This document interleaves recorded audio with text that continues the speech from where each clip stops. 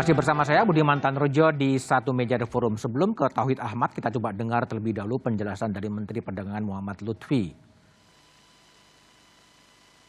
Oh, di grafis. Ini kutipan dari Menteri Perdagangan, saya juga bingung. Barang ini tiba-tiba keluar semua, jadi murah tapi mending mana? Murah tapi barangnya tidak ada, atau sedikit mahal tapi stoknya banyak. Itu yang ada dari pernyataan dari Menteri Perdagangan Lutfi. Diperkirakan dalam seminggu ke depan merek-merek sudah mulai keluar dan harganya sudah bisa lebih baik turun, ya. Itu yang dikatakan oleh Menteri Perdagangan Muhammad Lutfi. Oke, Bung Tauhid, jadi ini sebetulnya yang terjadi memang ada permainan mafia dalam berbagai definisinya atau problem tata kelola sih sebetulnya? Saya kira ini ada problem tata kelola terutama dari sisi kebijakan, tata kelola niaga, termasuk juga bagaimana mengatur jalur distribusi yang tersistematis begitu. Di kebijakan saya kira memang kebijakan yang dihasilkan oleh pemerintah RI sangat berdampak kepada harga internasional ya. Apa yang dilakukan oleh Kementerian Perdagangan langsung direspon oleh harga internasional demikian tinggi naik. Nah, pada situasi sebenarnya pada saat harga CPO sekitar 900 bergerak naik perlahan, sebenarnya itu harga pasar juga mengikuti harga internasional dan perlahan. Tapi memang karena ingin diturunkan ada intervensi kebijakan, nah ini yang mulai masalah cukup berat, mulai ada kebijakan DPO, CPO yang tanda kutip ya, beberapa kalangan industri itu mulai menahan, tanda kutip ya, menahan untuk tidak melakukan ekspor, menahan untuk tidak melakukan pembelian TBS, menahan untuk tidak melakukan katakan alokasi dalam negeri. Nah ini berakibat barang itu ada tapi pada jalur distribusi ini tidak dilakukan proses bagaimana mestinya begitu. Ini dipertahankan sampai katakanlah titik darah penghabisan begitu. Karena mereka sudah katakanlah melakukan pembelian pada harga TBS pada mengikuti harga internasional.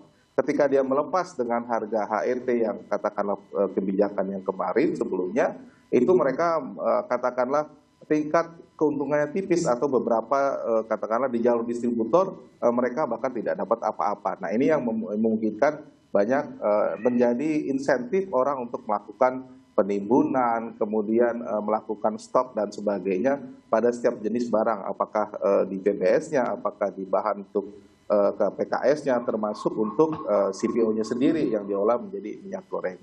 Jadi Bung Tauhid, jadi kalau lihat kutipan dari Pak Lutfi tadi mengenai mending mana barangnya langka tapi harganya murah gitu kan, tapi sekarang barangnya melimpah tapi harganya mahal.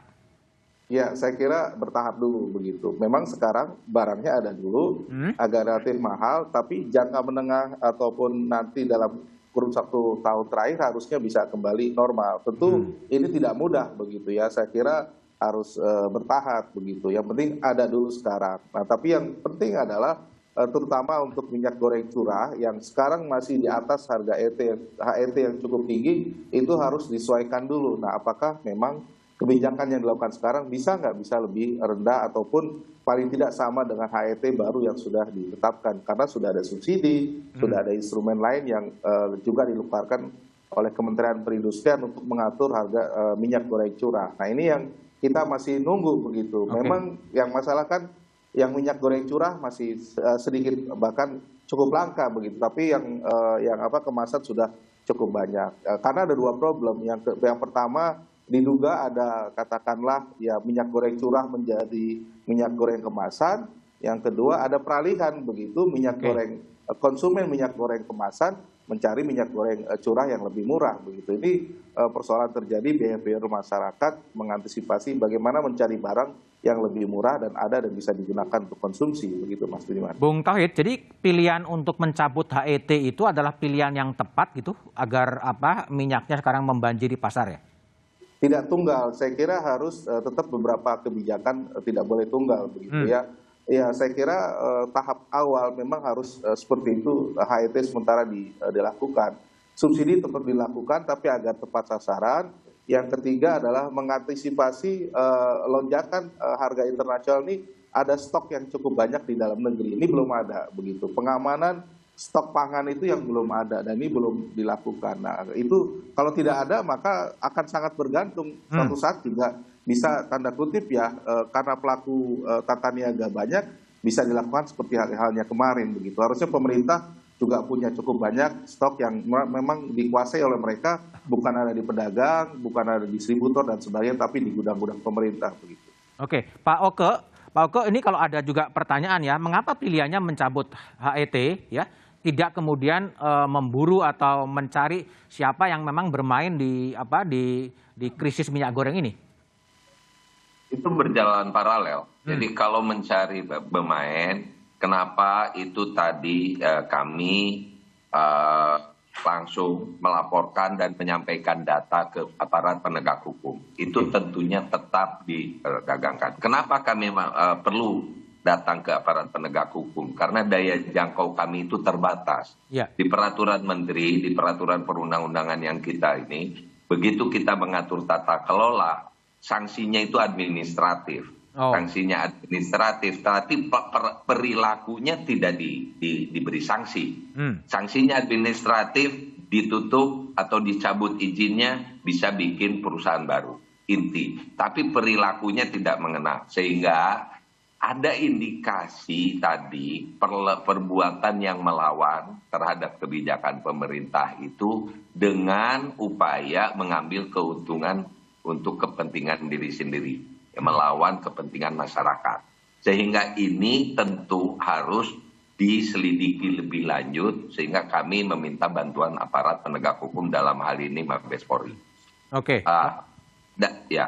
Oke, baik. Bung Deddy, ini sebetulnya kalau menurut Bung Deddy dari DPR ini apa sih celah hukum yang terbuka sehingga kasus seperti ini terus saja terjadi dan terjadi sebetulnya? Ya, makanya kan kita selalu mengingatkan bahwa negara ini tidak punya sistem early warning system. Early warning system. Ya, dalam rangka menjaga stabilitas harga pangan. Tidak punya. Ya, menurut kami tidak punya.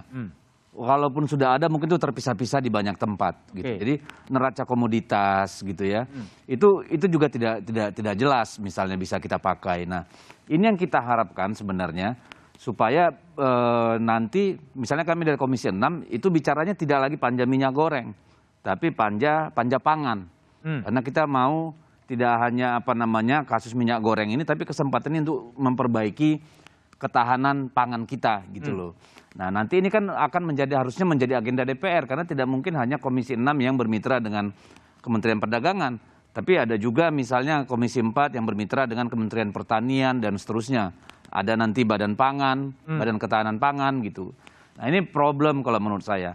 Tapi satu saya yang terpikir tadi, Mas. Jadi gini, saya cenderung menganggap bahwa tidak semua perbuatan melawan hukum. Misalnya begini, katakanlah dia produsen CPO, dia hanya dikenai kewajiban DMO 20% kalau mengekspor. Kalau dia tidak mengekspor, barangnya di gudang nggak ada masalah, ya, karena produsen itu bisa menahan barangnya, CPO-nya, ya, bisa 3 bulan setidaknya, sepanjang temperaturnya bisa dijaga di tangki-tangkinya 3-4 bulan masih tahan, ya, kan ini mulai menghilang sekitar akhir Januari, awal Februari gitu ya. Nah, kalau minyak goreng lebih lama lagi. Persoalannya tata niaga kita gimana? Ada nggak keharusan menjual itu ke pasar atau orang lain? Ada yang salah nggak sih dengan tata niaga kita? Loh ya ada. Kalau menurut saya sampai sekarang tidak rigid. Kita tidak punya regulasi yang mengatur tentang perdagangan tata niaga minyak goreng. Nggak punya? Tidak punya kalau menurut saya, yang komprehensif gitu. Saya nggak tahu, Pak Oka silakan cerahkan kita. Tapi tata niaganya ini kalau menurut saya, ya hadir ketika ada masalah seperti ini gitu. Ada kebijakan DMO, HET dan seterusnya. Nah, saya tidak tahu apakah itu masuk dalam keseluruhan. Ya, mungkin acuannya Undang-Undang Nomor 7 2014 atau satu lagi Undang-Undang 2000 berapa Pak? 8 Pak ya, kalau saya nggak salah ini Pak Oka. Nah, ini yang menurut saya tadi juga keluhan Pak Oka tentang itu kan di Undang-Undang Nomor 7 itu ada pasal 4 tentang kewenangan penyidikan, pengawasan dan seterusnya. Nah, ini juga pelurunya kurang kuat. Kurang kuat gitu. Nah, ini yang menurut saya policy engineering-nya tidak bisa tidak harus diperbaiki. Sekaligus dengan tata niaga, sekaligus dengan katakanlah national reserve-nya gitu-gitu ya. mitigasinya ketika ada masalah, ini semua perlu perbaikan. Dan kami cukup senang mendengar di Kementerian Perindustrian hari ini berita bahwa mereka sudah punya yang namanya sistem informasi minyak curah, ya, ada sistem informasi industri nasional yang kemudian menjadi bagian dari upaya kita untuk memonitor tidak saja pasokan, ya, tapi juga nanti bisa ke harga, seperti itu, ketersediaan di berbagai tempat. Cuma kami titip nih kepada Kementerian Perdagangan supaya sistem-sistem ini tidak justru nanti melahirkan persoalan-persoalan baru. Oke, baik. Ya, karena nanti orang yang boleh masuk siapa, apa indikatornya, persyaratan dan seterusnya juga bisa jadi masalah gitu. Oke, Pak Oke, jadi menurut Bung Dedi tadi mengatakan belum ada sebuah aturan tata niaga yang lebih komprehensif dan sifatnya reaktif kalau ada masalah gitu. Gimana sebetulnya duduk soalnya, Pak Oke?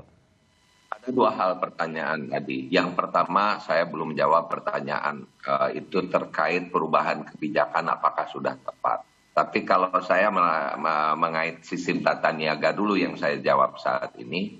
Yang pertama, tata niaga khususnya minyak goreng memang selama ini mengikuti sepenuhnya terhadap mekanisme pasar. Dan pada saat sebelum kejadian mulai Oktober kemarin, ini nggak ada permasalahan.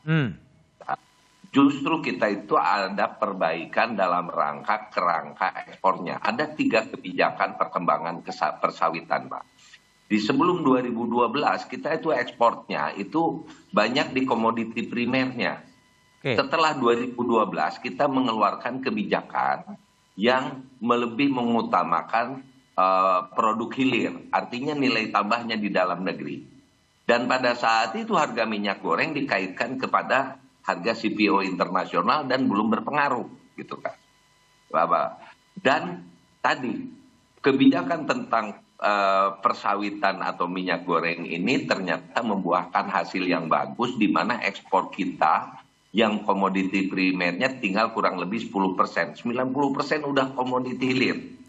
Nah, kejadiannya terakhir adalah terjadi krisis minyak nabati, gitu, yang menyebabkan harga CPO naik. Dan bahkan keanehannya tidak pernah sepanjang masa harga CPO itu lebih tinggi dari bahan baku nabati lainnya. Kenaikan CPO kali ini 221%. Dan tadi karena kebijakan minyak goreng ini masih tergantung harga internasional, ini menjadi berkah di ekspor kita, tetapi tidak berkah bagi minyak goreng bagi ibu-ibu. Ini permasalahannya. Nah, ini yang kita sehingga mulai Januari kemarin kita mengeluarkan berbagai kebijakan yang secara pasti itu akan melawan mekanisme pasar. Karena ada perintah harus tersedia bagi rakyat minyak goreng dengan harga terjangkau. Harga terjangkaunya kita tetapkan 14.000 dan itu adalah intervensi yang melawan mekanisme pasar. Pasti akan terjadi gangguan. Tapi gangguan ini ya lanjut. Kembali ke saya ke Bung Dedi lagi ya. Jadi DPR ini sebetulnya setelah ada krisis ini apa yang mau dikerjakan? Apakah ada usulan membentuk pansus, membentuk panja, ada yang mengusulkan angket dan lain sebagainya. Tapi apa yang akan dikerjakan? Tapi jawabannya setelah jeda berikut ini.